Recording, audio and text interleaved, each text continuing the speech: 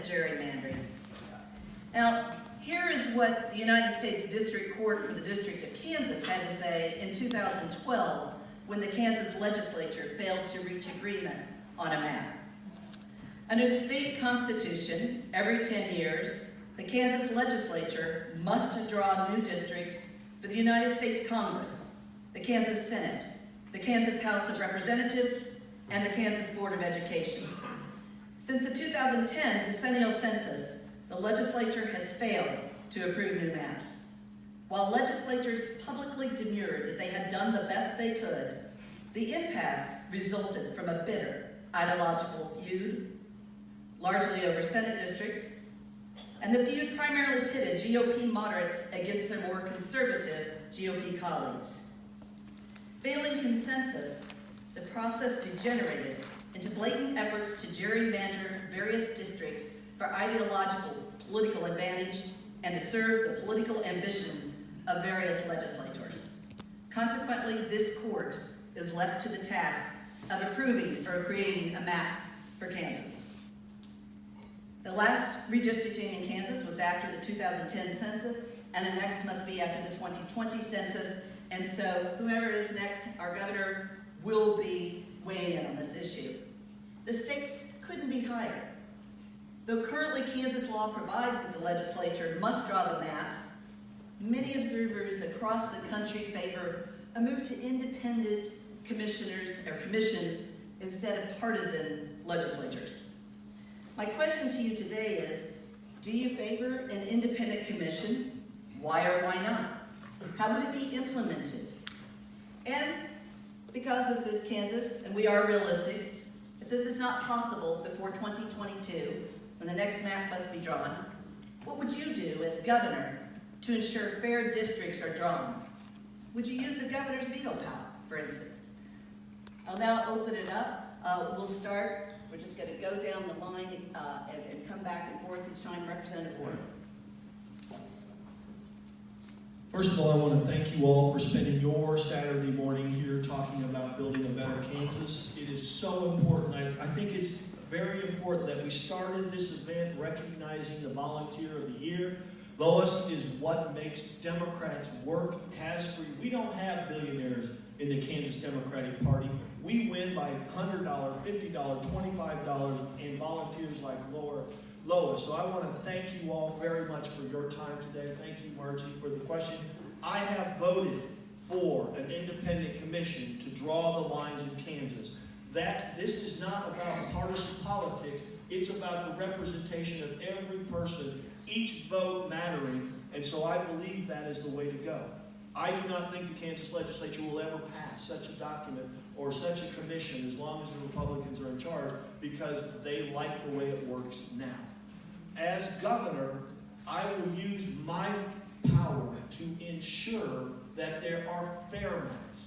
We don't have to cheat like the Republicans in drawing the districts. All we need is a fair crack. Our ideas will win the elections, okay? So I will bring the people, the kind of people who would be on that kind of commission to advise me about the maps that are being produced by the legislature in the redistricting process, and use that insight to make sure that the maps are drawn fairly.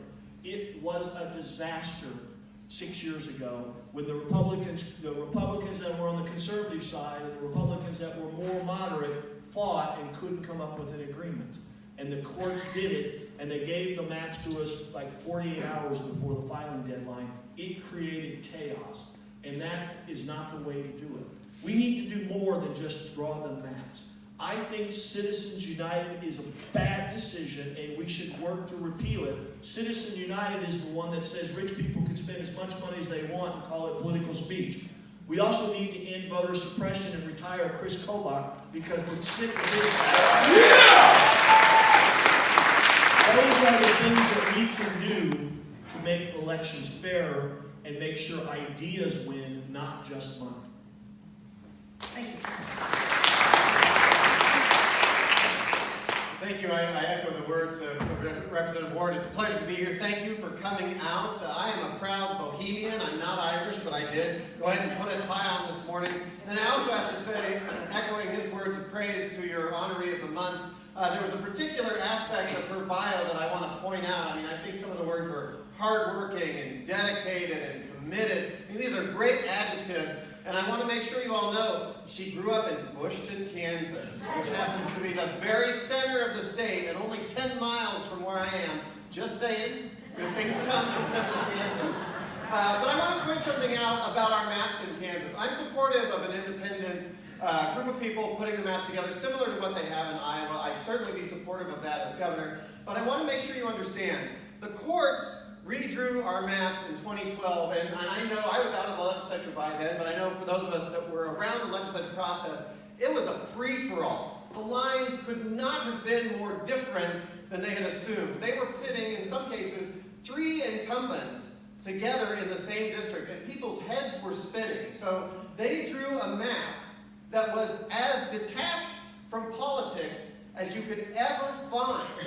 And guess what we got after that next election cycle? One of the most conservative crop of legislators to come into Topeka that we had in a long time. So here's the reality about Kansas. We need an independent commission to draw our lines, but we're not like Pennsylvania, and we're not like Texas, where there are deep pockets of Democrats and deep pockets of Republicans, and if you carve them funny, you can change the outcome. Most of this state is pretty darn red.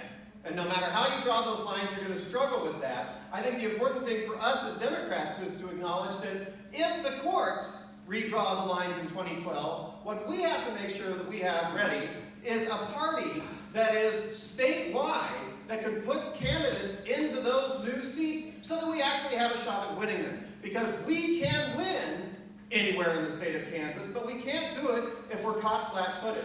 We were so surprised by the court-drawn maps in 2012 that we didn't field a lot of candidates in those seats, and we got the most conservative people possible. This party has to be ready to run and compete no matter what those lines are going to look like. Because guess what? We're red outside of Douglas County, pretty much all across the state of Kansas. So we just have to learn how to run and win in whatever seat we've got.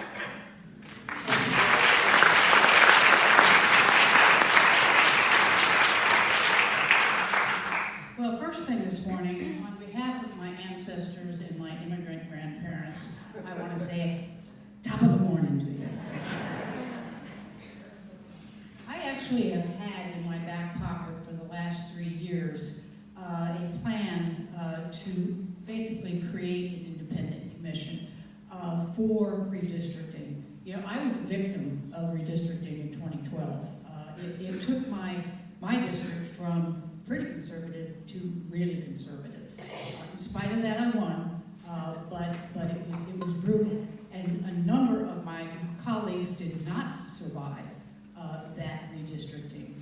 That is when we basically had the Moderate Massacre, and the very conservative ideologues from the Brownback wing were able to defeat them, and a lot of that was based upon the way the redistricting was done. So as a result of that, I worked with the folks in Iowa, because in Iowa, the same year that we had the disaster going to the court, Iowa has their independent legislative research department essentially go in the back room with their computers and lay out the district. They don't take into consideration incumbency. They don't take into consideration any sort of special interest. It's all based on communities of interest. So that would mean cities, counties, lines that make sense. So their research department did that. They gave the map to the legislature on Tuesday, and on Friday, the governor signed it into law. It works for Iowa, it can work for us. I kept it in my back pocket because I know full well that the current governor and the governor just before the current one would veto anything like that should we be able to get it through the legislature. I disagree a little bit that we can only get it done if we take over the leadership in the legislature. If we all remember, prior to 2012, the Democrats combined with the Republican moderates to form what we call the moderate majority.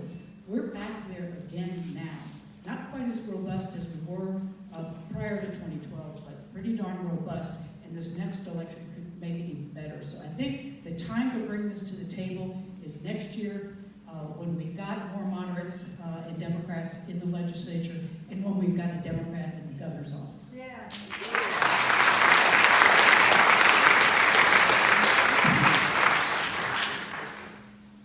let me say, thank you for hosting this today and giving us an opportunity to be back here in Lawrence and visit with you. And I always enjoy it every time I come here to get an opportunity to visit with you. As we start talking about, what's been happening here in the state of Kansas, I always think back to where I actually first started it. And I was a grassroots community activist in the city of Wichita. And one of the first projects that I was assigned was redistricting. Now, I can understand and I have seen firsthand how they can actually maneuver things around to include eliminating various different positions, the conversations they have about getting rid of various different state representatives that we have, many of them always Democrats, that they're trying to move them someplace else or redirect them. And so one of the things we had to do is I had to learn early on the importance of that and how it can actually be gerrymandered and how it can be played with, the boundaries can be played with. But I also learned very quickly how they would actually hold individuals hostage. We have to have an independent counsel to be able to look at that. There is no other way to be able to do it and do it in a fair and equitable way of being able to do it, with the exception of if we put Democrats in place of it, then I'm sure that we would do a lot better job. But recognizing also that we are in Kansas, we must make sure that we're at the table. We can't sit back here, as you heard talking about, we end up getting surprised. We can't be surprised. We need to start working on and looking at that now. Start getting individuals and having our very different committees starting to look at that. If it's our state legislators, have them to start organizing, pulling community leaders together and have that conversation. Start identifying what the maps are. Because we know the law says it's either that plus a fine of 5%. If there's any type of changes there, then we have to go back and we have to redraw the lines. So it's important that we have everybody at the table, identifying what's going on, but not waiting until the 0 minute and educating each and every citizen on where they're going to be and how this is going to affect us. And as policymakers, it's our responsibility to educate you and to tell you how this is going to affect you in advance, not waiting 24 hours beforehand. But as governor, I will always make sure that Democrats are represented in a fair and equitable way, and then make sure that we'll have an independent committee that's looking at it and making sure that we have good representation there.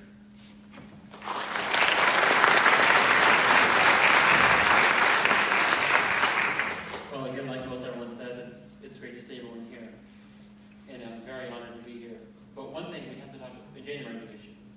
Gerrymandering is a moral wrong, as it is essentially a plot to make sure that, at least in a lot of conservative states, to make sure the Democrats are not properly represented, and especially sometimes that means minorities, people of color, are forced and are not given their proper representation. So we have to look at that. And one of the ideas I have come up with is this is an idea that I haven't really seen been tried anywhere else in the country, but I think we could look at moving towards a proportional representation system for United States Congress. So we have 4 seats for Congress in the U.S. We have 4 seats for the U.S. Congress. If we decided to move to a proportional representation system, it would depend on how much percentage of the statewide vote each party would nominate a slate of 4 candidates. So I think that's definitely a way to move, and that would get rid of congressional boundaries in the state of Kansas. So I think that's definitely a way we could just eliminate the issue of gerrymandering in that. And for the state house races, I definitely think an independent commission would be a good way to solve the issue, as it would take the partisanship out of it. And I think that's all we have to do. And as governor, I would veto any map that is partisanly either way, even if it favored the Democrats. It is a moral wrong, and I want everyone to have a fair voice. And so that I would definitely veto any map that looked unfair for either side. And I would force the legislature, and I would not sign anything into law until it was a fair map. Thank you.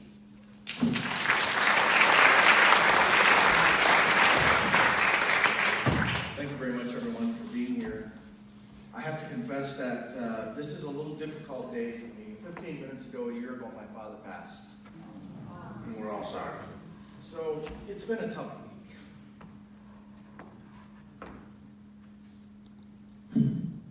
Go ahead. I didn't think it was going to be a problem. We can move on and come back if you would like.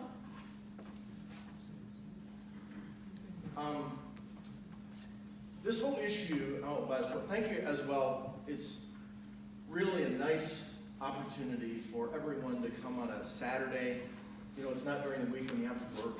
It's on a Saturday when you can come in and listen to opportunity, because every one of the people that are up here, we're really talking about opportunity.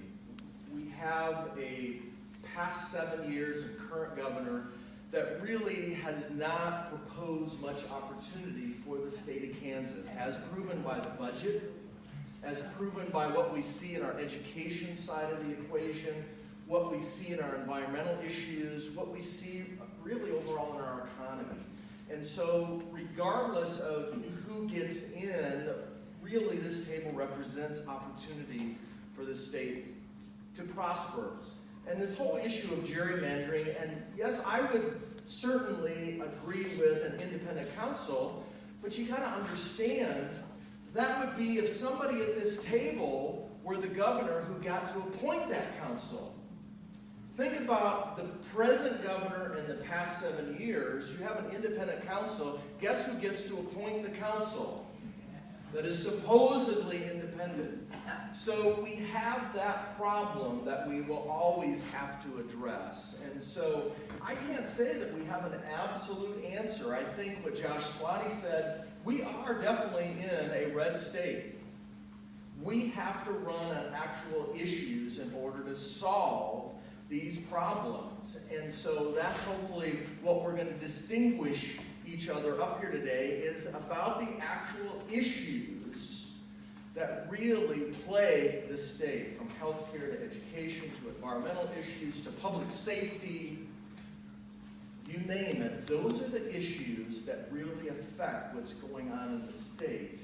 And that's where we need to go, regardless of how that gerrymandering occurs. We know it does occur, it has occurred for a long time. We have to talk about issues, because that's actually how we're going to get independents to come to us and moderate Republicans, when we focus on solving issues that affect all of us, regardless of what party affiliation we or they happen to be. Thank you.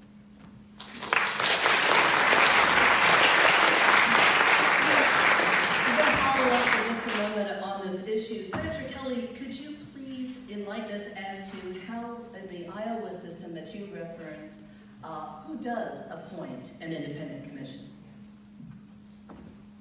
Well, Margie, it's not an independent commission outside of the legislative process. It would be our current legislative research department, which is a nonpartisan entity made up of people with fiscal expertise, policy expertise, but who operate independent from legislative influence. Thank you. And then anyone who could answer this, Mr. Ferguson made a reference to changing our system to a proportionate representative system for congressional districts. Would anyone like to respond to that? Mr. Slotty? I think on principle it's an interesting idea. I think we want to be careful. Kansas is never going to have a great district for a Democrat, but you know what? We actually have a pretty darn good one in the second with a great candidate right now. And I don't think we want to lose those opportunities.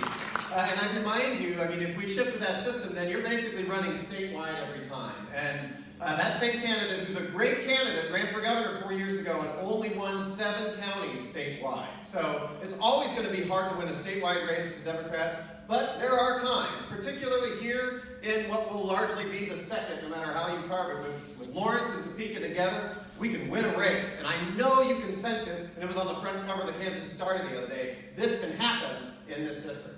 Thank you. And finally, on this issue, again with a nod as to we are in Kansas, and as everyone has pointed out, the Republicans have control right now. So, how would you convince our Republican friends across the aisle that an independent commission or a change as to what we have now as to drawing the maps is a good idea and is not something that Democrats are just dreaming up to get their own way? How do we make our Republican friends understand that what we're looking for is fairness? I've got 2 comments. One is we have to collaborate. In Kansas, collaboration is a good thing. we have gotten away under the Brownback and Collier eras. It's a zero-sum game. I win, you lose. You win, I lose. And that's not how Kansas was built. That's not how Kansas has grown. That's not how Kansas works. It's a collaboration. Together we can do something good. And I've done it before because look at the income tax reform that we were able to get through last year and override the governor's veto. It's that kind of partnership that would get this kind of commission done and make sure it's fairly balanced. It can't be rigged for the Democrats anymore, and it can't be rigged for the Republicans. One other point I want to push back on. I do not believe that the only way we can win elections in Kansas as Democrats is to run as Republicans. I believe we have here's people, well, wait a minute, it's a red state, Jim, there's a lot of Republicans. Yeah, you know what the biggest group of voters we're not reaching? Is people who aren't registered. There are people who haven't voted because we're not talking to them about issues that they care about, so they don't feel that they're connected to what we're doing. We have good ideas as Democrats on how to provide health care, on how to educate our children, on how to build an economy that works for everyone and not just the 1%. Let's run on those and win some elections, and we can make these kinds of issues happen. Quick follow-up. Go ahead. Oh, no, so that was just a singular question? That was a singular Oh, I question. don't know. Thank you. But I appreciate it. And I especially want to stop here because Representative Ward gave me just this wonderful lead-in to my next question. Thank you. The next thing we want to talk about... Oh, I would have answered the question. Well, we're going to move on to the next question at this Okay, point. go on to the next We'll one. have time because Okay. we're doing real well with our time. The next thing that we need to talk about is, as Representative Ward was saying, we need to reach out to other groups. And one of the things that has struck me in preparing for this group today is that when we look at voting trends and when we look at generational changes, we're seeing that the millennial generation is going to be the biggest generation. They were born between 1981 and 1996, so that makes them ages 22 to 37 now. They will become the single biggest voting bloc. And in the 2016 national election, the millennials coupled with Gen X just for the first time ever barely edged out the voting bloc of the baby boomers. So this is important, right? Regardless of whether the millennials register independent or Democratic, they're more inclined to vote Democratic, but only by 55% at this point. We need them. We have to figure out how to include them. Some major issues that have affected the millennial generation and of course the people that are coming after them, and these issues that are fueling their votes and their hearts right now, are several topics that are sweeping the country. We're talking about the Me Too movement. We have more women candidates running for office now than at any time in our history.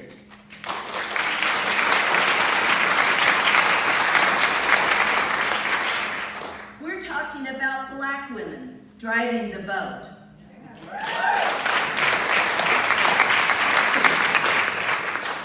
We are talking about the dissatisfaction with the cost of college and student loans.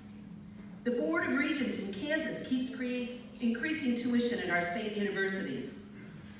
Our students have too high of debt. The millennials are saddled with this, and the next group coming up is having to look at the same thing. And of course, right now, how can we escape the fact of gun violence in our country?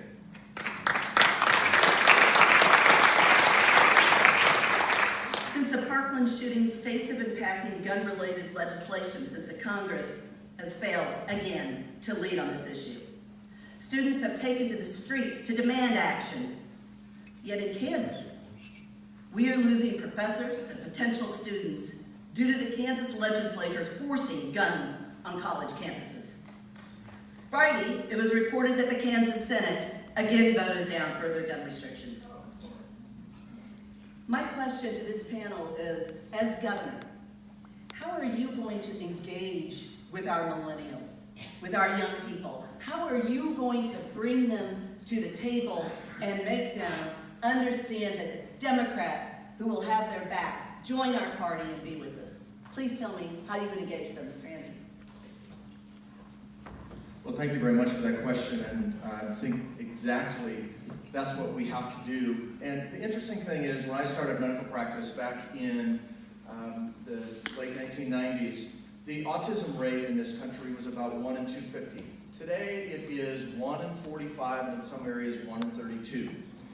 26% of our children today are special needs, have some developmental delay. And if you track that trend, in 10 to 15 years, 50% of our children. That is the issue that brings in Democrats, Republicans, and moderates, independents, or nothing else they want to declare, mothers to the table.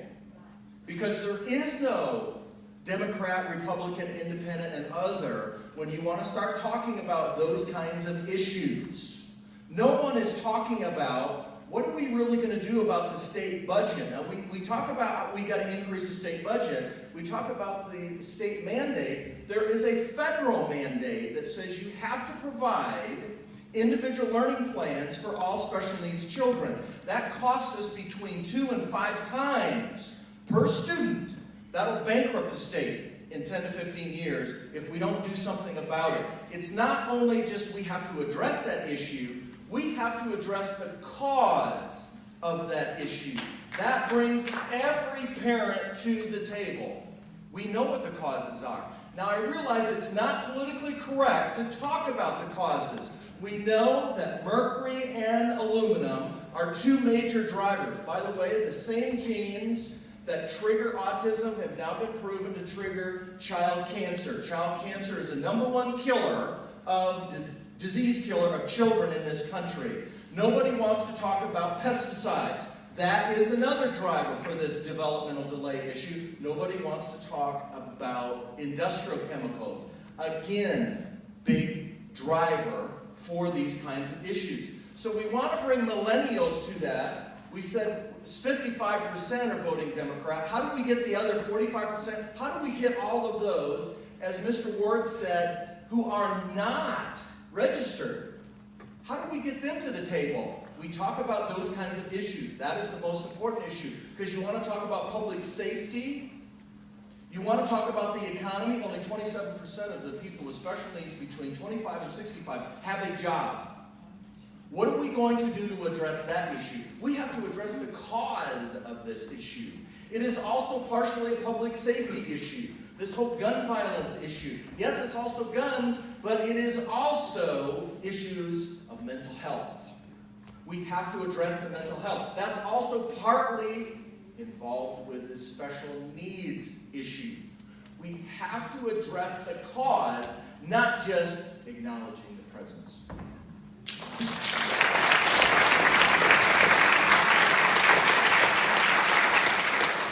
I think this is a question I'm uniquely qualified to answer, as I'm representing on the stage today.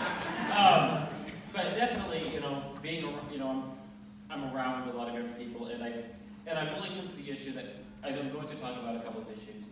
One is one of my major campaign planks is meaningful drug reform. This is something we've been needing in Kansas for the longest time. We have the most strict laws on drug reform. We don't have anything that's remotely sane. What we need to do now is legalize marijuana for recreational purposes, and of course for medical, because we are putting people in jail for using medicine and for altering their consciousness. This is a crime, and I cannot believe Kansas has not at least moved to legalize it for medical purposes. On top of that, we can use the money created from the tax, like it's done in Colorado and Washington and other states, to put into our crumbling education system. So it helps in a lot of different areas, and I believe that will bring millennials to the table as it shows Democrats are thinking innovative solutions to criminal justice issues and to economic issues. Also, on top of that, also look to use some of that money created from that to look at creating a true, meaningful we need universal rehabilitation for drug addicts. When we have that, a lot of people, they can't afford to go to rehab, but if all of a sudden they can go without worrying how to pay, we will see people checking themselves in rehab. I know another way we can look at that is decriminalizing some drugs so people aren't afraid to come forward with their addiction problems. So those are issues that I bring in millennials. Now I'm going to talk about the gun issue, as this is an issue I have wrestled with personally, because I am a pro-Second Amendment Democrat, but also people's lives are at stake here, and we have to see what we need to do. What I have come to the conclusion is the best way to do this is we need to ban bump stocks, ban high-capacity magazines, ban semi-automatic weapons, and ban carry on school campuses and public buildings. Those are the most important things. But also, I am supportive of Governor Brownback's concealed carry law, as I believe people have a right to self-defense, wherever they may be, except for in schools and government buildings. But also on top of that, on top of major gun restrictions, we also need to look at increasing security in places like schools and government buildings. Although I understand sometimes the guards are passed, I think it can serve as a deterrent in some cases, so we definitely look at all the options. But first we need to pass some comprehensive gun reform in the nation and in Kansas. Thank you.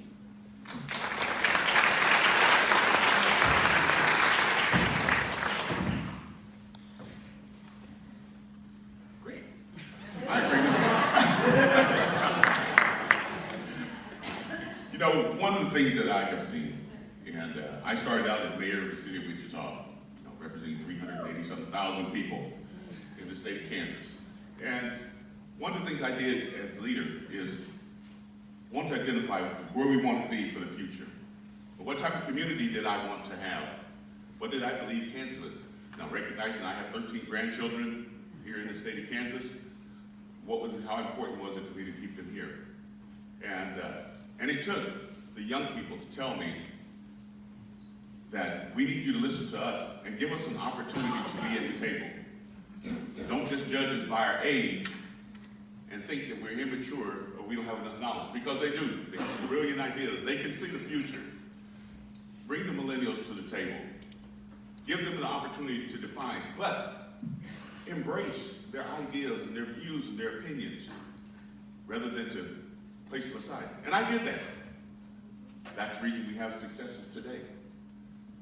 And the more that we do that, because the numbers have changed from what it used to be. Before you had baby boomers like myself, and we were over 50% of the workforce here in the state of Kansas, and everyone knew that by the year 2020 that was going to decline. Did we have another skilled workforce? Do we have individuals in place? Do we have individuals wanting to stay here in the state of Kansas? And so we have to create an environment where we're inclusion and bringing everyone together, respecting everyone's position. And I mean everyone. I can very easily say that I'm one of the individuals that, if the media has brought it to my attention that, oh, by the way, Kansas has never had an African American run for governor. And there's no reason that should be. There's no reason that anyone should feel comfortable running for governor or any legislative position here in the state of Kansas. So the ones that came before me, women, people of color, thank you so very much for laying the foundation for me to be able to do that. But secondly, young people and millennials, thank you for making Kansas what it is today, but recognizing what you're going to do. Now, we're going to have to go out and we're going to get more people registered to vote, or we're going to have to get them to the polls, but we have to take the time to ask. And one of the things that I've done is make sure that through educational processes, that I took the time to educate whether individuals agree with my view or not. Why did I make the decision that I made? And explain to them why I did it. And when you explain it to them, it makes it easy for a moderator, someone to go along with you. As you know, I come from the largest city, and I had a primarily Republican community, and so, but I was able to get the independents and get the Republicans and the Democrat to work together in the best interest of the people that live there. Thank you.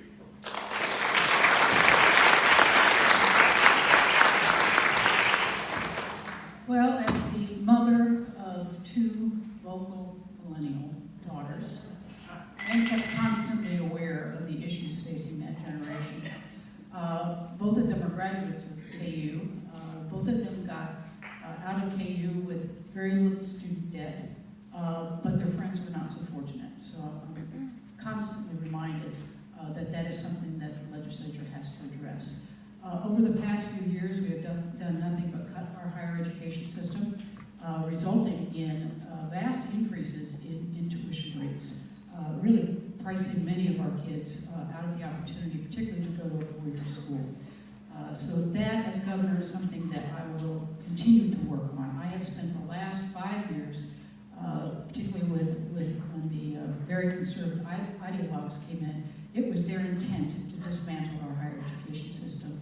And I was the ranking minority on the higher ed subcommittee for that, and if I had not been there, I can't imagine how much worse it would have been. I was constantly exposing their acts, what they were trying to do, and I think I was able to mitigate some of the damage. But a lot of damage has been done, and we need to undo it. And I promise that as governor, I will put education at the top of my list, from early childhood to K-12, higher education, and that will make a huge difference for our millennials and also make our state a lot more attractive to folks. I think the other issue that I hear from them, I would agree with Margie, that the millennials tend to be more progressive than the generation above as a whole. So one of the very first acts that I will take as governor is I will reissue the Sebelius Executive Order to ban discrimination against LGBT communities.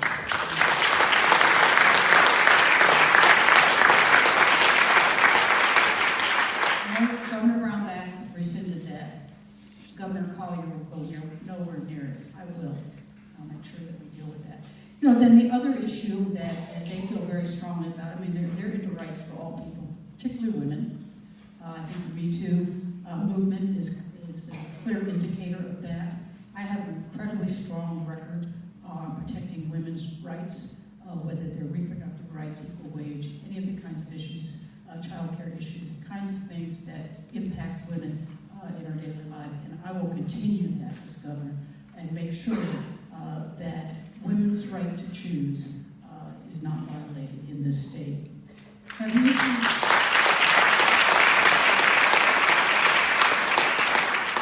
On the issue of gun violence, you know, there's probably not a person in this audience who doesn't know that I have voted for Second Amendment bills throughout my entire Senate career until 2016. Just prior to that session, I was at a meeting at Washburn University with faculty, staff, and students. I heard them, and I came back and I voted again to ban guns on campus. I have now, since Thursday, voted twice to ban guns on campus. I have voted to ban guns in public buildings, particularly hospitals, nursing homes, and adult care centers. And on Thursday, I also voted to repeal Senate Bill 45, which was the constitutional carry bill. We were not able to get any of those amendments passed, but we came very, very close, much closer than we did before. And I think if we have a Democrat in the governor's office, we can get that done.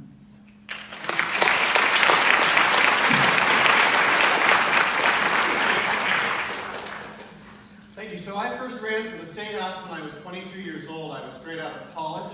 I was actually born in November of 1979, so I'm technically a child of the 70s and a Gen Xer, but I'm really pretty darn close to the millennial movement. And the one thing that I would say is that any of us up here can probably point to our progressive bona fides and say, these are the issues where we're stronger than someone else on. And I have to hand it, Senator Kelly speaks with more authenticity on women's issues than I do for very obvious reasons. And you know, Representative Ward has a stronger gun record than I would say probably anybody else up at this table. For me in particular, I have a very strong, I've been fighting for the rights of the LGBTQIA movement for my entire career. And then also I've dedicated the bulk of my career to working for the environment, something that, you know, we don't ever get to talk at these forums about the environment. I was always on the Environment Committee and the Ag Committee, then I was the Secretary of Agriculture. I worked at the Environmental Protection Agency, and then I was Vice President of the Land Institute outside of Salina. If you're not familiar with that, it's one of the most progressive organizations in the world. And millennials care about that, but more than everything else, I think millennials are worried about the direction of this state. We have an incredible state to be proud of. I'm very, very proud proud of it. I'm proud of my hometown. We had an African-American valedictorian of our high school class in Ellsworth in 1933, which is awesome. And as I watch the University of Missouri struggle with race relations, I think about the University of Kansas being integrated in 1870. This is an incredible state, but I think millennials, particularly because of the last 8 years, feel that the state is in decline, and they're worried about it. And we have not just an obligation, but as Democrats, an opportunity to send the message that we are going to take the state in a different direction. That's one of the other reasons that I've also called for immediately reinstating the civil protections for the LGBTQIA civil employees, because it sends an immediate message to everyone around the country, not just Kansans, that we as a state are back. The state that fought to be free is back. The state that gave women the right to vote and the rest of the country is back. The state of boundary supportive education is back. We can do that, and we can do it with a young, energetic, enthusiastic message. We have that opportunity with my candidacy as governor as a Democrat.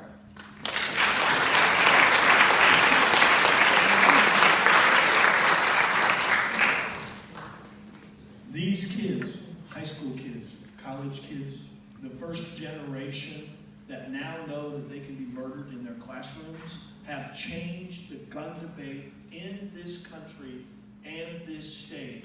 They have built upon the record of moms demanding action to change the dialogue for guns for the better. I was in my office. No, that is a good thing. On the day Parkland happened, there was a group of moms demanding action in my office, thanking me for our efforts to get guns off of college campuses and to get back to schools being a gun-free zone. I believe that if you want to know how someone's going to act in the future, look at how they acted in the past. I think these kids they don't care about the NRA. They don't care about scoring and finance reports and who's getting what money. What they do care about is they don't want to get killed in math class. And they're tired of people talking about gun safety and not doing anything. And while I appreciate Senator Kelly's change over the last few months, on her webpage in 2016, she was promoting her NRA and State Rifle Association endorsements. Now we have to make those kinds of choices in an election. Kids also, Josh is right. I'm a latecomer to gay rights. I voted the wrong way in 2004. But my kids, who are both millennials, sat me down and gave me the riot act, that they were disappointed in me, and I never want that to happen again. I have not only voted pro-choice, I have been an out-front advocate of the choice. One of my first decisions on the city council 25 years ago in Wichita, Kansas, was to protect the right of women to go to clinics and have reproductive health care rights. It is a fundamental right. If we're going to treat people equally, you have to be able to make medical decisions about your body. I will not only re-sign an executive order prohibiting discrimination for any reason, particularly about the way you love, but I will put it in the law books so that they can't change it when the next governor comes if they are not with us. And that's because these kids are pushing the agenda. We don't have to be Republican light. We can run on issues that people care about.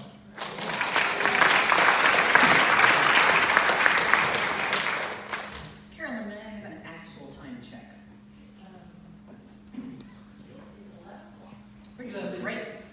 And in that case, we'll have a follow-up question, because it is true that millennials, and I'm not going to give it all to them, all of us too, are concerned about the environment and climate issues.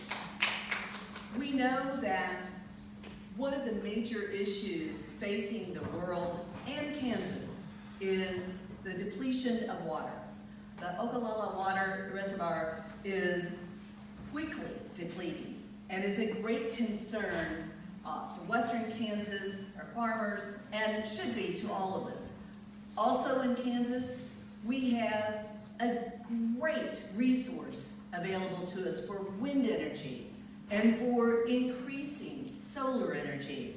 Yet we have failed on a broad scale to take advantage of those resources. As governor, how would each of you approach advocating, or not, if you don't think it's correct? About those issues that are so important and so directly relate to Kansas. Water, wind, solar. I really want to say earth, wind, and fire, but that's So let's start from the middle and then work our way left and then back. Senator Kelly. I think earth, wind, and fire would be fine. Because the earth is a significant, we can pollute the earth just as much as we can the water. When I first got into the Senate, we actually did have a water office that we funded on a regular basis. Since Brownback came in, that has stopped, and we've not been.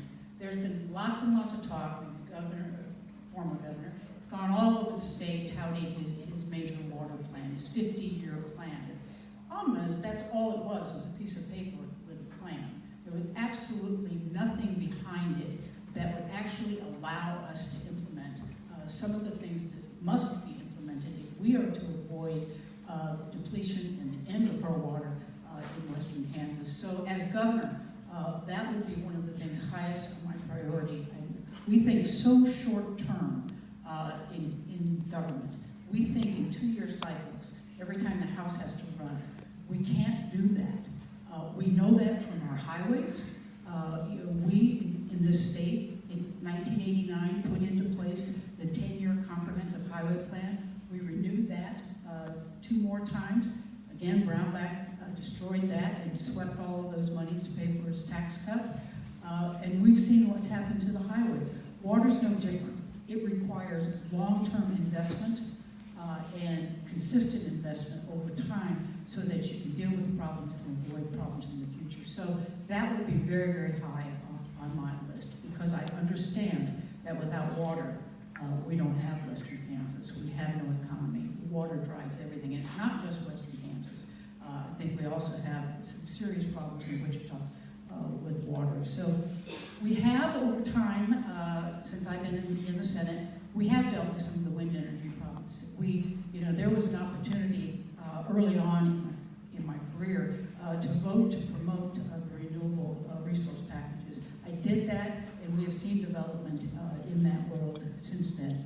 I want to continue that, and I do want to focus a little more on solar. We haven't done as much in that. I think there are opportunities there that we have been ignoring, but it takes money to make money, and that's part of what our problem has been, is that with those tax cuts in 2012, 2013, we depleted all of our resources, and so it was difficult for us to invest in others, but we can change that, and I promised to do just that.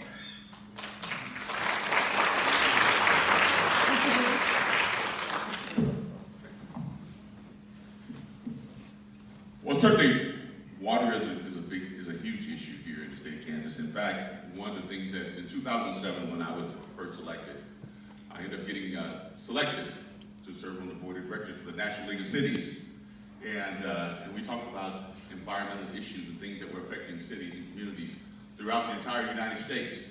And under the Obama administration, it became a priority, the environment.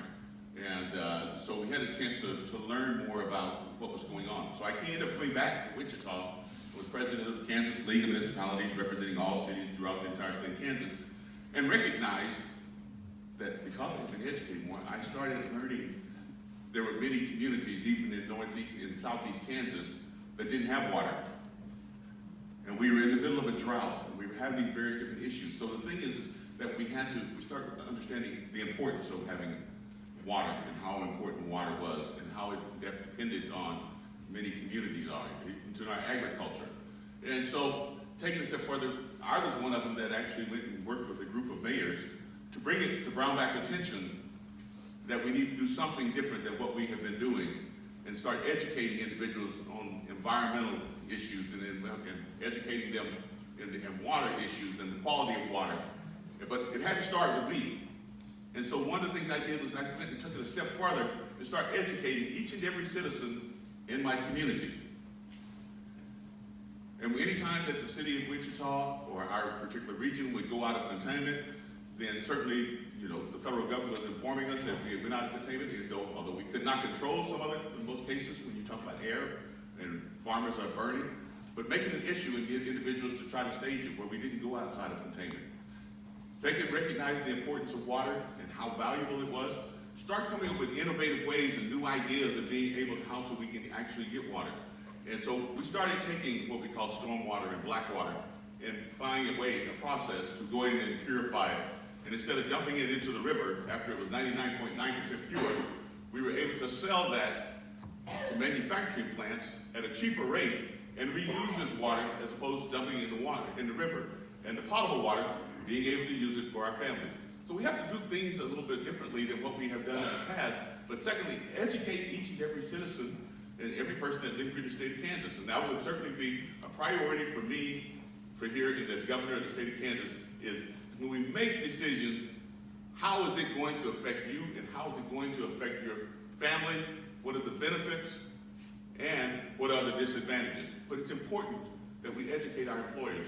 When we start talking about energy and wind energy, solar energy, we should be looking for new opportunities each and every day. Not sitting back on our rears and waiting on it to come to us. Go out, look and see what's going on, what's happening in other countries, what's happening around the United States. Take someone else's best practice and bring it home and apply it. There are so many opportunities. We don't have to reinvent the wheel, but we can certainly use those types of things to help out our communities and our families. And I will continue to make those opportunities a priority here in the state of Kansas, Thank you, and Mr. certainly with water. Thank you.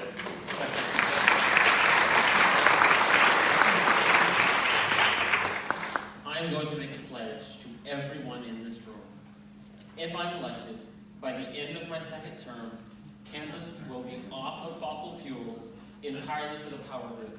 I will implement a subsidy program for solar panels so families can generate their own power and go off the grid. Also, on top of that, we will continue to invest in wind and solar power for the general grid. On top of that, one thing that is probably the most important thing I'm going to say in this issue. Also, on terms of where we're going in terms of transportation, we need to look at increasing public transportation and intra-city rail. I have proposed an intra-city rail system. I have proposed a proposed line. It's simply an idea. But we definitely think about that because I've read research that when you increase intra-city transportation, it increases economic mobility to people, especially in rural areas. So we have to look at that. Not only is it good for people, it's good for the environment as it gets cars off the road. On top of that, we also need to look at, thinking of cars, we need to look at putting charging stations for cars along the highways and even rural highways. So as more and more electric cars are being built and being bought in America, it is easier to drive them in Kansas. I think that's really the most important thing. Those are the things that I'm going to fight for in terms of the environment issue. Thank you.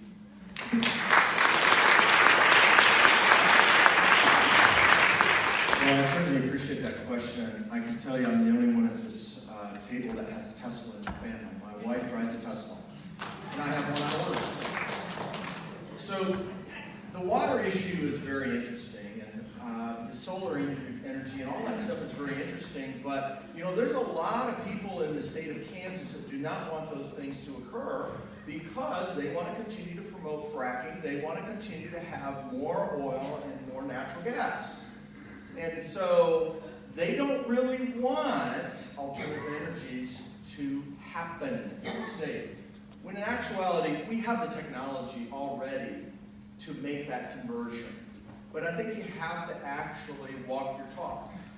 As I said, my wife drives a Tesla. We walk our talk. We believe in solar energy and so on. So now let's talk about water. The water issue really is an agricultural issue because agriculture is the #1 user next to mining. And it also correlates to public health issues. My master's degree is in public health. My residency was in occupational medicine. I know this stuff. As a flight surgeon in the Air Force, I still am, I'm a colonel, I'm responsible for the public health of the base. I'm responsible for the occupational medicine safety of the base. So, we want to change water, we have to get agriculture to change. I have taught biological farming principles for 30 years around the world. You can get online and you can Google me, and you can find I've written several books There are several training seminars, including videos. I have taught to various different countries around the world. I have been requested by governments to come and teach. I know this stuff. Let me ask you what you're proposing in terms of changes in agriculture. Yes, the changes in agriculture is that, number one, we need to quit using GMOs. And I know Josh doesn't like that very well. But the bottom line is that if you look at GMOs, people around the country do not want it. People are buying non-GMO products. This city is an eclectic town. By the very fact of the increase in the number of organic stores and biological food stores, people do not want that junk. Now they say that it's safe. No. The real medical literature says it is not safe. It actually causes more water use. We have proven, and we have the data out of New Zealand as well as out of Canada. You look at the land, and the land on their website says we can, by grazing and whatever, we can increase carbon sequestration up to 1.2 or 1.7 tons per hectare. Guess what? If we do it really like we should, we have the data to prove we can do 1.2 tons per acre. I'm going to have to stop there. Thank you very much for your answer. 5 years, we can be carbon neutral in this state.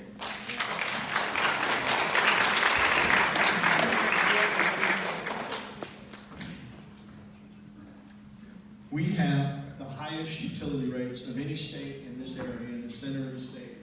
Why? One of the first things, the most important thing I can do as your governor is point the Kansas Corporation Commission that is friendly to consumers, who is friendly to alternative energy. There is a rate that is right now pending before the Kansas Corporation Commission that would double the cost of distributed generation, which is a fancy word for those people who use solar or wind to power their own house or their own business. They would double the cost. That's wrong, and I won't have it as governor. I will appoint commissioners that are in favor of alternative energies. And also, because I really believe you should be this way when you have opportunities not being governor. I will vote against a bill that's going through the legislature right now, which will increase your utility bills right now, because I think we're too high, and I support a study. I support staying any rate cases right now, no rate increases until we have a study that can tell us why we're spending more money in Wichita, Kansas than they are in Omaha, Nebraska, or more money for utilities in Wichita than Tulsa. If they can't answer those questions, then they don't get a rate increase, and that's my energy policy. I believe, and I voted for, a portfolio that would require the big utility companies to have wind and solar as a way to power, and unfortunately it was repealed a few years ago, but I have supported that, and I will continue to support it as governor. I believe one of the best things we can do is invest in broadband internet across this state. We were in Emporia a few weeks ago, and the reporters came afterwards and were asking questions. My mind thought, if this was 100 years ago, we wouldn't be there. But 100 years ago, William Allen White would have been asking me questions about rural electrification and how do we get electricity all across Kansas. Well, our generation's rural electrification is broadband going across the state. That will help in terms of energy production and water usage and soil usage. Finally, I believe we should engage the rural areas of transportation. We have to build our roads and bridges so that we can move goods and services. Last thing, so I sit down for the blue card. I will fight hard against the Trump trade war because we sell airplanes all across the world. We need to do it. We sell agriculture all across the world. We need to do it. And a trade war hurts Kansas, and I will advocate against it.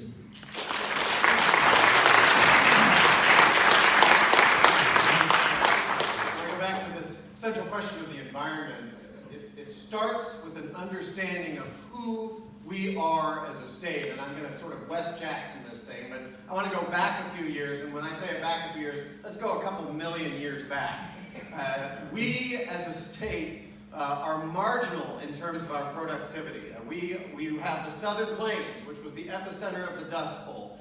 We have John Wesley Powell's Dry Line, the mythical line dividing the more wet parts of this country with the very dry parts of this country. We have the Prior Appropriation Act governing our water laws, which is largely the law that governs the western states in the United States because we're drier than the riparian law that governs the eastern states in the United States, who have just a lot more water. We are a productive ag state, but we ain't Iowa, folks. I mean, it's magic up there. The soil's black, it's 20 feet deep, you scatter your corn seed, and then you run away and the plants grow in the crop. You got an Iowan in the house. We have to work a lot harder here. And we have to be much more focused on our resources, both our soil and our water, especially in those areas where we depend on the aquifer. I'm a dryland farmer. I don't have anything but what falls on the ground on my farm. So I do the very best I can, and most of the time I feel, I gotta tell you, if I had water underneath me, I'd probably pump it and put it on my crops just to not fail every other year, but I don't, and that's fine. I love where I'm from. But for those people that depend on the aquifer, the state must provide long-term guidance for them and help to make sure that they are sustaining that, not just for the next 10 to 20 years, but for 50 years and beyond. That's why when I was Ag Secretary, I pushed forward a proposal to add, as one of the beneficial uses in our Water Appropriation Act, conservation, something that does not exist. I thought it was pretty interesting after I left and was not able to get it through the legislature that the incoming Governor Brownback, as he said, did away with use it or lose it, when in reality use it or lose it was basically gone by then. But adding conservation as a beneficial use meant that if you had a water appropriation and it was in the ground, you could conserve it. And that counted as using that right. Because honestly, we are mature in terms of building out our appropriations in this state, but we have to focus on sustaining that resource. Finally, as you go across western Kansas, the first wind turbines you get to on I-70, that's my old legislative district. I was proud to put that project together. And frankly, I'm proud to know that Kansas has now joined the 5 gigawatt club. We've got a lot of wind in the state. We have a tremendous solar resource. And the last thing I'd say is that I'm actually taking a day off from campaigning in April because there's a British documentary film crew coming out to my farm to talk about the way we use water in agriculture. And then after that, they're going to western Kansas to meet with a feedlot to talk with them. And I helped set that up. And guess what, folks? Do you know how hard it is to have a feedlot operator invite a British film crew on to film them? That takes a lot of trust. And that's the kind of trust that I bring and why I can compete in western Kansas.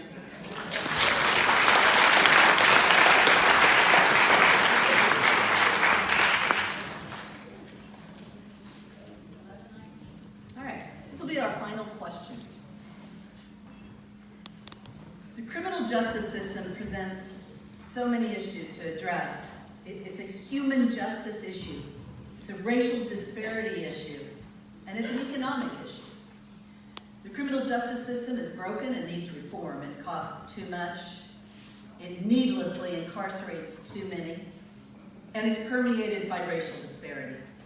The Brennan Center for Justice report from December of 2016 found that nearly 40%,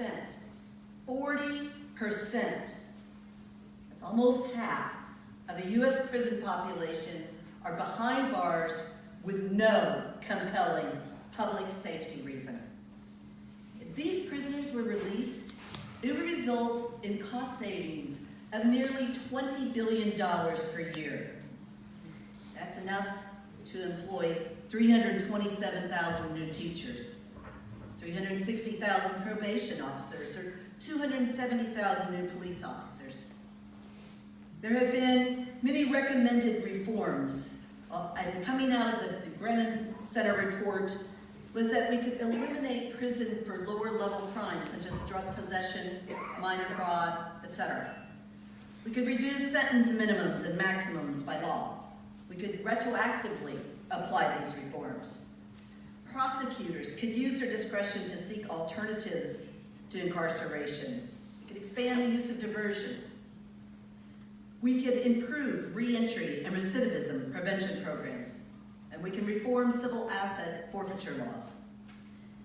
As governor, what would you do to make sure that our state remains safe, but fix this system and the lives that it ruins? And we'll start with Representative Ward. Thank you. Thank you very much for having us today. I love this discussion. I want you to think, if we were here 50 years ago, we wouldn't be here. We would be over at Allen Fieldhouse because Robert Kennedy was here, talking about a different world and how we can build a better future. And I think that's what we have an opportunity to do here. We, in this room and across this state, will have an opportunity to decide what kind of place we will live in, what kind of schools our children will go to, what kind of health care we will have available to us, what kind of economy and jobs that we can keep. My daughter just got a job in Denver, Colorado. Very proud of her. KU grad. Very proud of her. But it's Rock Chalk King, I'll go get you. Amen. I'm very disappointed it's in Denver, Colorado, not Wichita or Lawrence or Liberal. We can build that kind of Kansas that our graduates, our kids, those millennials we talked about earlier, will stay here. You get to decide who will beat Chris Kobach in November. Who has the aspirational goals that meet your goals? I believe as governor, what I would do is sign a bill that gives compensation to wrongfully convicted people. It is wrong to let somebody out of jail after 30 years and say good luck. We should do that. We can do it this year. I believe that we continue to do the drug rehab on our laws. We have too many penalties for marijuana. We have too many penalties for drugs that put people in jail. We should invest in treatment. We should invest in rehabilitation. We should invest in job training. We should invest in things that invest in those people so that they don't become we should have medical marijuana. So that's a way to avoid opiates. We need to change the idea as a prosecutor. The only way you're successful is if you have a big jail count.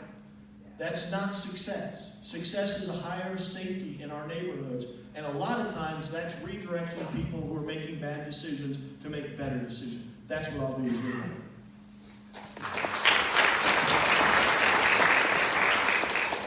I actually grew up on a farm in Ellsworth outside of, we were a prison town. The first governor I met was Governor Mike Hayden when he came to dedicate the new prison in 1986.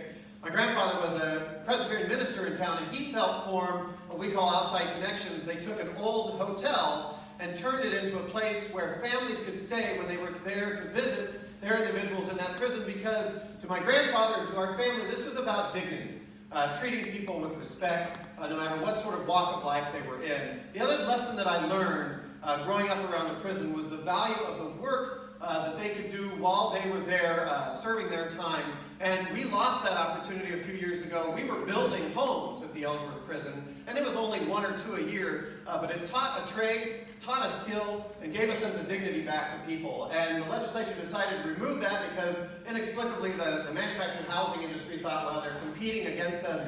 It's not really competing. And the value that you gain is far greater than the 1 or 2 homes that are being built at those prisons. But I think we must focus as Democrats on a few core issues, particularly decriminalization of marijuana, and beginning to suggest that we should not be packing our prisons with a lot of people that are particularly nonviolent. And we have that chance here. And the great thing about it is there are a lot of conservative crossover values in this discussion. We can spend that money better on the front end, working with children and Head Start and K through 12, so that we're not spending so much money on the back end in corrections. It's a smarter way to do government, and it's a way and an opportunity for us as Democrats to draw in Republicans on this important conversation. Finally, I would like to say again, thank you all for coming out.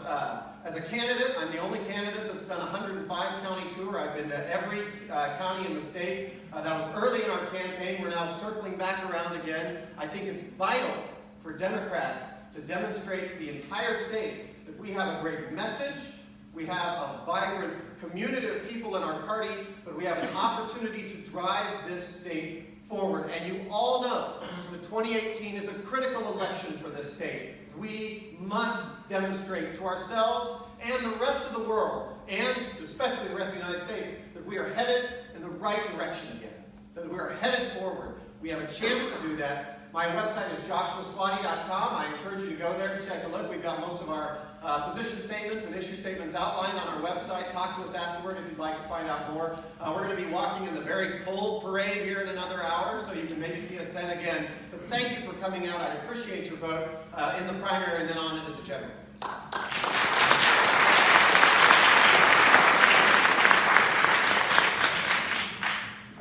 Criminal Actually, my very first job out of undergraduate school was in a minimum security facility for boys in Hannah City, Illinois. It was there that I got very familiar with how those systems work, and maybe more how they don't work. The system that we have in Kansas is broken. We can see that by the number of folks who are incarcerated who don't belong there, the number of people who are in our prisons and our jails who really have mental health issues, not criminal issues. We have to fix this. What I'm suggesting, and when I become governor, what I will do is set up a task force to develop a strategic plan for not only our criminal justice system, but also our mental health system, because the two are intricately intertwined. And we need to figure out, do an assessment, figure out what we've got out there, what we don't have out there, and how we need to fill those gaps. But until we do that, we're going to keep a lot of people with mental illness in our correctional facilities, and that's something that just needs to change. The other thing I'd like to say about that is that, when we look at the laws that we have on the books, one of the things that we do is we do incarcerate people for minor use of drugs. That began, I believe, in the Reagan era when Nancy Reagan was Just Say No. And they upped the punishment for minor drug use to a point where the 3 strikes you're out. And so we have people who are incarcerated for life because they use drugs. That's insane, and that's something that we really need to do. And I do know that our Sentencing Commission here in the state of Kansas is looking at that issue, and hopefully will come back to the legislature and present something that suggests much more reasonable punishments, or none, for people who have a drug problem, not a criminal problem. And that they will refer those folks, and that we will set up a system through our mental health system to deal with substance abuse and addiction, which has really been the driver for a lot of these folks going into our prisons. And then finally, I'd like to say that Mr. Spotty is not the only candidate up here who has been to all 105 counties in the state of Kansas. I actually spent 18 years as executive director of the Kansas Recreation and Park Association. So for those 18 years, I was on the road every day, all day, traveling all across the state, working with folks in our communities to make Kansas a better place to live. So I've been there, done that, and not just for campaign reasons. So, as I am asking for your vote for governor, I really do think that I'm the right person at the right time for the position. We need a governor who is experienced, who's got the knowledge, who's got the skill set, who has the temperament, and who has the relationships to be able to walk into that office on day one and start delivering results for Kansans. Thank you very much.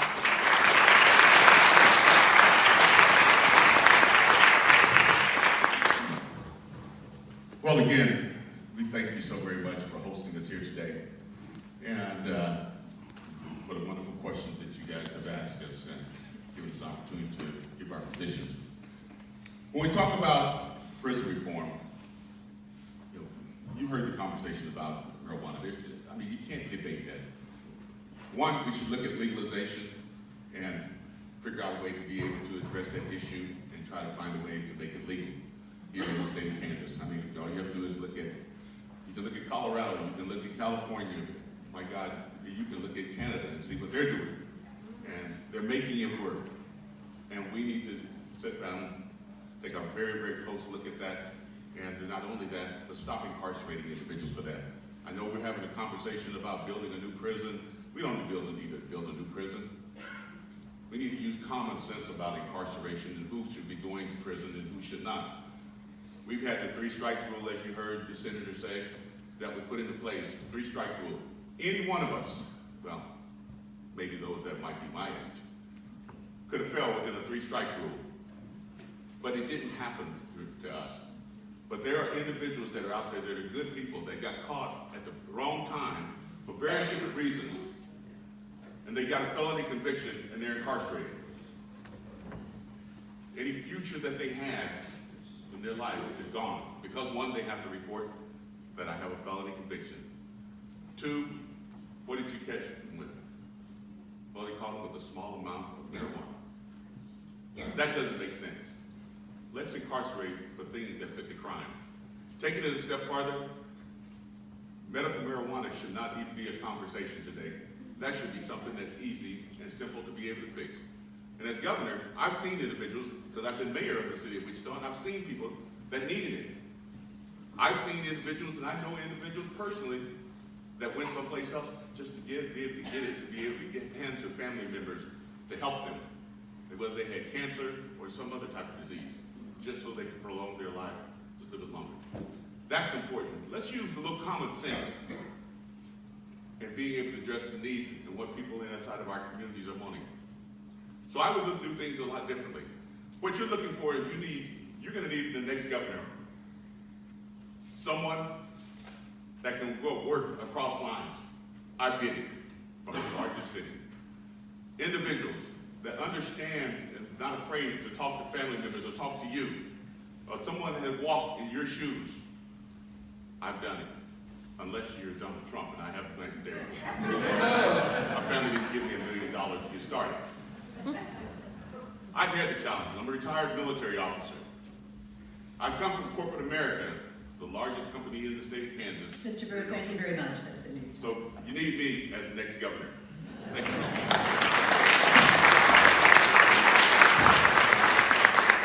I think when it comes to criminal justice reform, we have to look at who we're putting in prison. We're putting in people for, we're putting people in for petty theft, we're putting people in for drug possession. I think that is just wrong. Those people that can either be put into programs or maybe incarcerated for they should be in jail for as long as they are. That is insane.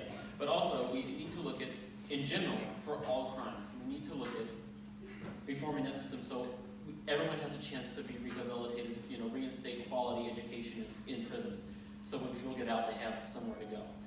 But I really do think that we can rehabilitate most people. Yes, there are some that are just untouchable, and we do have to incarcerate them for life. But I think a lot of people, we can look at what a lot of the Scandinavian countries are doing now, and they're looking at more innovative ways of introducing criminals back into society. And I think we have to look at those results and start thinking about that, because I believe the more people we can reintroduce into society, the better our world is and the more whole our world is.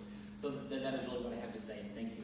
Also, just a quick moment, since this is the last time we'll be able to speak, if you want to read more about my policies, you can visit my website at jackforgovernor.nationbuilder.com. Thank you.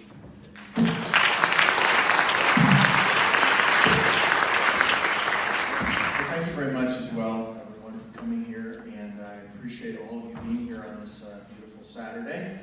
And the whole criminal justice issue really is a problem. As a family doc in Leavenworth, about a third of my patients are Medicaid, Medicare. We have the contract for taking care of the guards for the prison. I am the doc who takes care of them. I also take care of many of the prisoners, and I take care of the NAF care. In other words, the people that are transitioning from prison and to civilian life.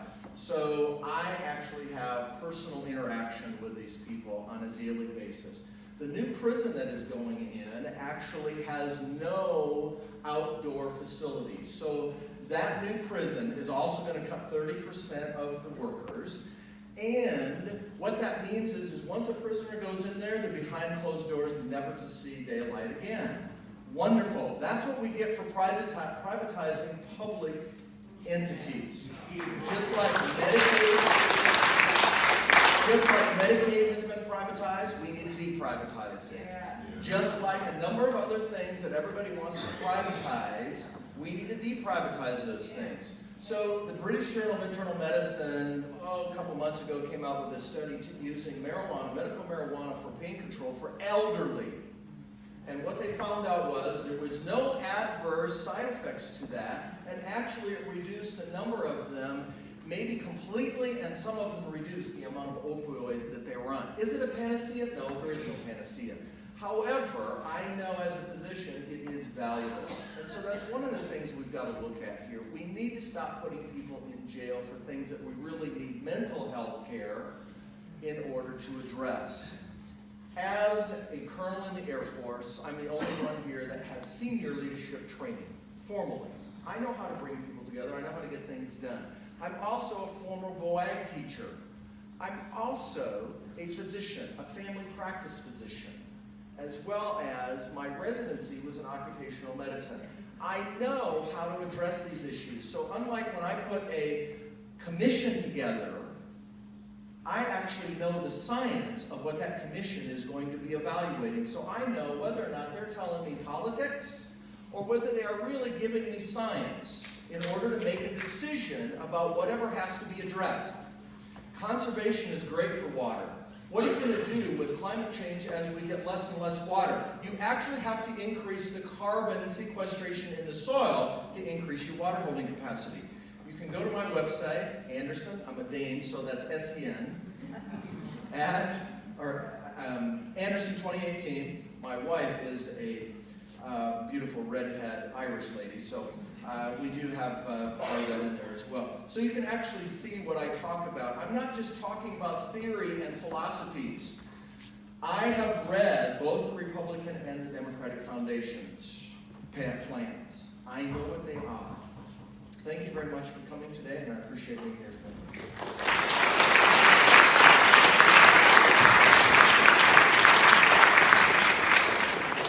That concludes our questions, our forum with these great candidates who have come here today. Thank you all very much for your very serious consideration of the questions. We very much appreciate it.